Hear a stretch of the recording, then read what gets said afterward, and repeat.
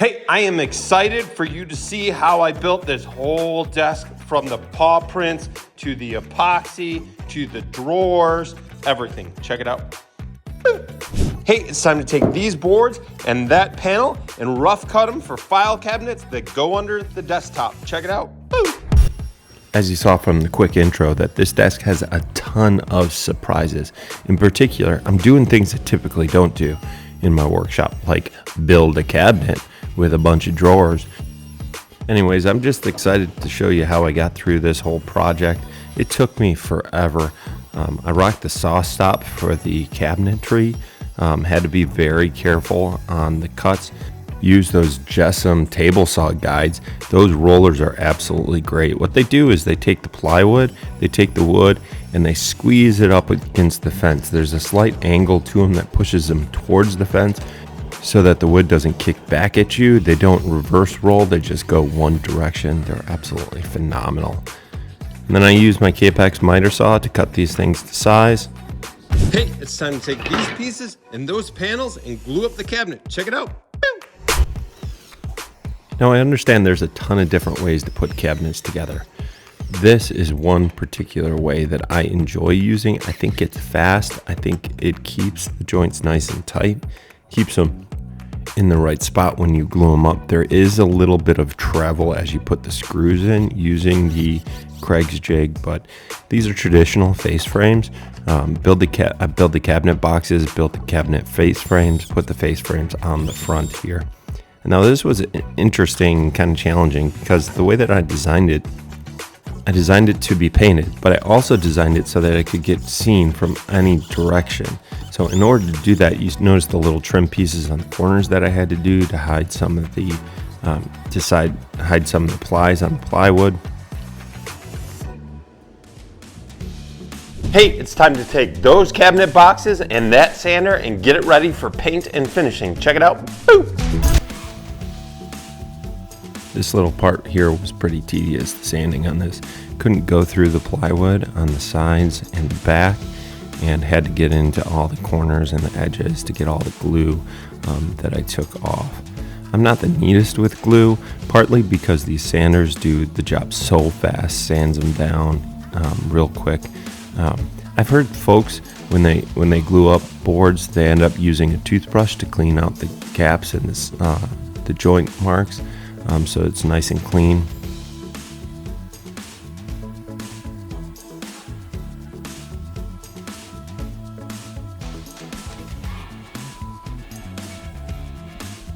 Hey, I've got my pour room converted into a spray room, and I'm going to spray those cabinets with primer and finish color. Check it out. Boom! Now this gun is the Graco Edge 2. And it is not a gravity feed gun. It's actually a siphon feed gun. And you'll notice I put it on the side, I put it upside down. I love this thing because I can put it any direction that I need to use it for. And it does the trick. It gets the job done. Always feeding the paint through the tip of the gun. I started this project by putting a primer coat on it, let it dry for the specified amount of time from the manufacturer, and then went right to the finished coat. This paint that I'm using is called Ilva. It's really good, really high quality. The hardness of it when it dries is at a high level. It's specifically designed to spray on furniture. Hey, it's time to take the slab, cut it with the Festool track saw, and get it ready for the pour table. Check it out. Woo! You see my guy Walter in the background there enjoying some of the efforts that I put in here in the workshop. I usually put him inside when things get a little bit loud or too dusty, because it gets all over his fur and it definitely hurts that boy's ears.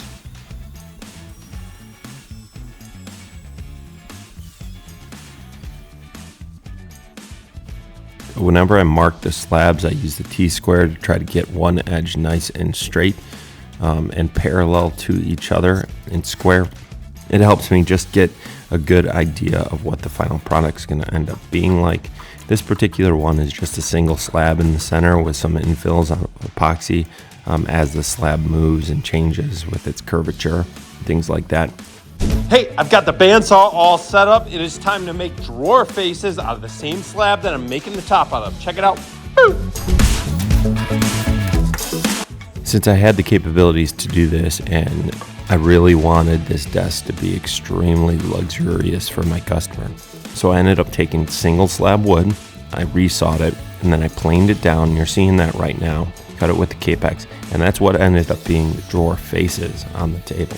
I wanted it to look exactly like the top, same coloring, same everything, and I had the material that the customer bought. The only problem is, and you certainly can see this in the video, is my band size definitely undersized and underpowered to do this 12-inch resaw on it. This is the full length of this saw, even with the extent. I got to get me one of them fancy Harveys soon. Hey, it is time to get this slab onto that pour table and get it ready for the pour. Check it out. Woo!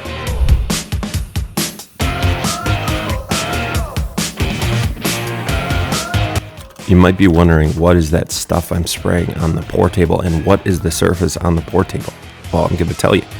That is just mold release spray, specifically for epoxy and silicone molds and other things that you put in there. And the plastic on the bottom, it's called HDPV. Nothing really sticks to it. It's high density polyethylene. It's the surface that I use on the pour table because the epoxy just doesn't bond to it, nor does the caulk. It sticks well enough so that it dams up the sides and the epoxy doesn't slip out. But it does the trick, and I don't have to remake forms every single time. Okay, this is one of the exciting parts of the build. This is the polyester pigments that are going into the deep pour epoxy that are going into the paw print mold. Now, a dog didn't actually walk through this table, but what did happen is I made these paw prints and I put them inside the epoxy. Hey, I've got the epoxy ready to pour in the desktop, and after that, I'm gonna put these little guys in it. Check it out. Boom! To get this particular design, I had to first put a layer of colored epoxy, and then I did a layer of clear epoxy. And the reason why I had to do that is because of those paw prints. Put that first layer of epoxy in. It's a turquoise. It's a blend of a bunch of different pigments here from Eco Epoxy, and it works out perfect. Each of my customers gets a sample of the color that's going to go in their table, just to make sure I end up getting it perfect for what they have in mind. You see the vacuum chambers. I use the vacuum chambers to exhaust all the oxygen that's inside of the epoxy as I mix it. And I want to make sure to get that out just to kind of prevent some of the bubbles that would come up and develop inside the table. And I think it cures much more stably. Hey, the first layer is poured. I've got to scuff it up and place these cool dog and cat prints like a dog and cat were just walking on the table. Check it out. Woo! Let this first layer cure completely. And in order to make sure these components bond correctly to that first layer of epoxy, and to make sure that second layer of epoxy also bonds to it, I've got to scratch it up with a little bit of sandpaper. And then to attach the paw prints in the specified locations, I've got to use a quick cure epoxy. Here, just put it on the back, squeeze them down, they cure in about a day. And I'm able to pour the second layer of epoxy. This one's just straight clear. Nothing too special. Goes down like water. Super thin, super clear. You can see the true clarity of it if you exhaust all the oxygen in a vacuum chamber like I have. Hey, it is time to get this table with the cool paw prints off the pour table and on to the router table, plane it flat. Check it out. Woo! And here we go, cracking it off the pour table. The sounds that this makes, apart from the crowbars, is really cool. It's just like, I hope you could hear it there. Anyways, and then I use this TOT sled to get it all set up for the flattening. This process usually takes quite a bit of time. I've retrofitted this TOT sled with the Jessam router on it, Jessam spindle head. Thing's powerful, it's easy to purchase, it's easy to attach, and I can run this sled all day long without any true problems.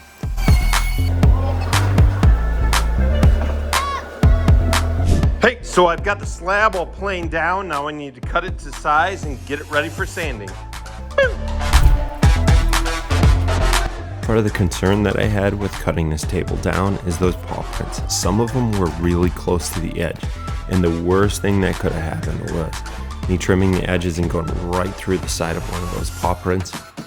The other concern is that the top had to be the perfect size for the base for those cabinets.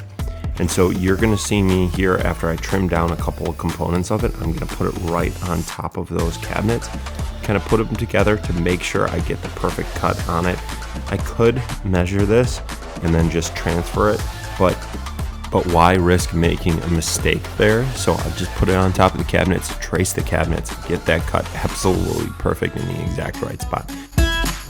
Hey, I've got the paw prints in the epoxy, but I need paw prints in the wood.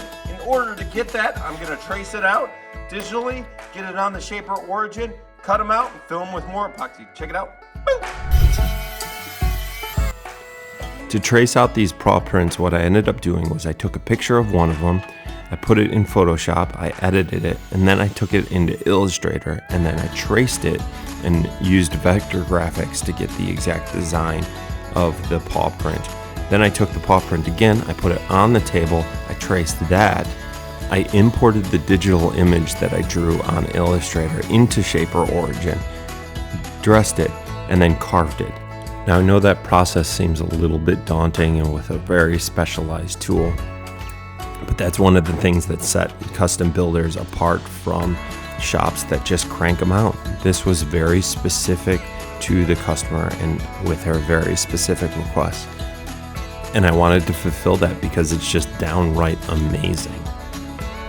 And it's one of the capabilities that I'm able to do that serve my customers well. When they have a vision, when they have a design, I put it in place with these cool tools. Hey, it's time to remove the excess epoxy, final sand this piece, and get it ready for finishing. Check it out. One thing you will notice is I did use silicone around these pores. I almost wish I hadn't, because it's always a risk to do that because silicone does leave a haze around it in the wood.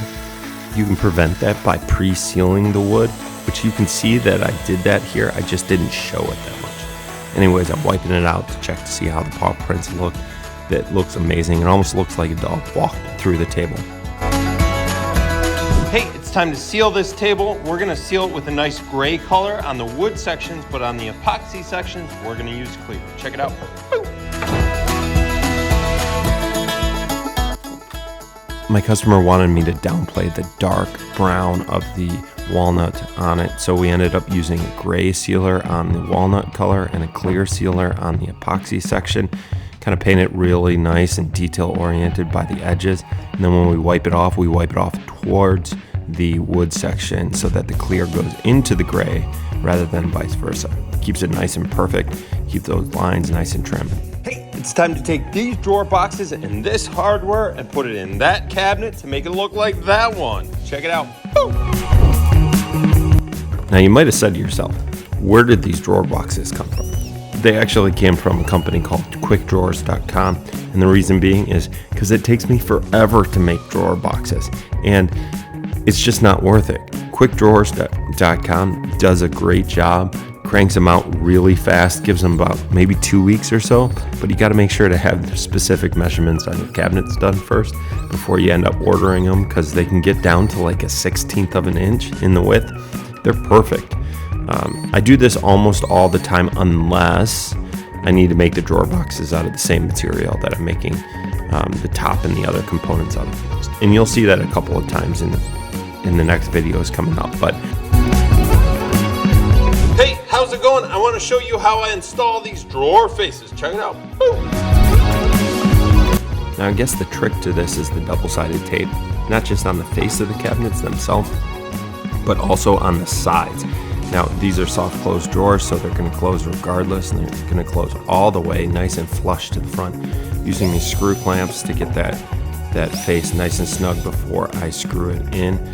But you also notice you've got the double-sided tape on the front and on the side, so it's easy to pull it in and out after I get the drawer face set. And then I just screw it in from the back side. This was kind of nervous because I didn't have a lot of meat on the faces to hold on to, but I ended up doing it right. and ended up looking absolutely fantastic. And here it is. There's the dog walking through the top of the table, showcase that beautiful natural curvature of the slab. Put that right where the vet sits as she does her paperwork here at the clinic. Beautiful finish. We ended up putting drawer handles on it. That was a late add-on after I took all the pictures and the setup. But what a great build. Ask me some questions as you look through it and ask me why I did things the way that I did. This piece was a one-of-a-kind piece for a one-of-a-kind customer that cares an awful lot about doing her job well. And again, don't forget to like and subscribe to my channel. Boom!